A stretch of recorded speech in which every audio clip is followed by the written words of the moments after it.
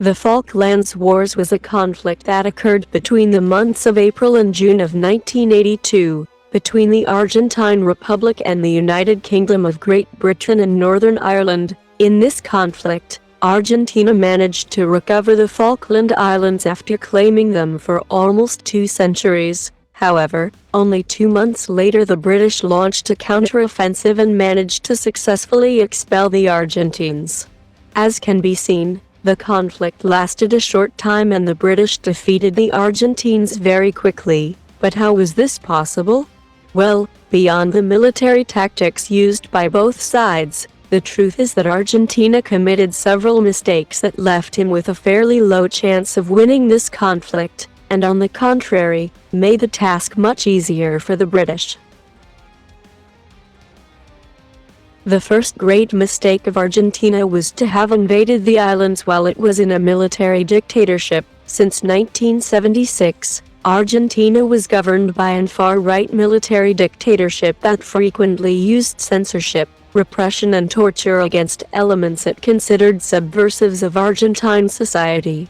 One of the biggest arguments used by Britain was that the United Kingdom could not allow its Falklands subjects to live under a brutal and authoritarian regime. This caused many organizations such as the United Nations or the European Economic Community, or even powers such as the United States of America, in one way or another sided with Britain and imposed sanctions on Argentina.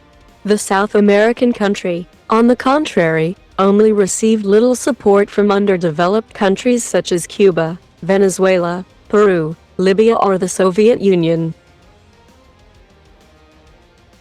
The second big mistake of Argentina was to have invaded the islands while the conservatives were in power in Britain. In the United Kingdom, the 2 largest political parties are the Conservative Party and the Labour Party. During the Cold War, Labour was the one who most favorably viewed the decolonization of the British Empire, and of course this included the Falklands. Between 1965 and 1968, the United Kingdom, while it was governed by Labour, Harold Wilson celebrated diplomatic rapprochements with Argentina where they recognized that they were willing to grant him sovereignty of the islands as long as a prior agreement was reached with the Kelpers, and in 1974, Wilson made a proposal to Argentine President Juan Domingo Perón to establish a condominium, a mandate joint between the 2 countries on the islands.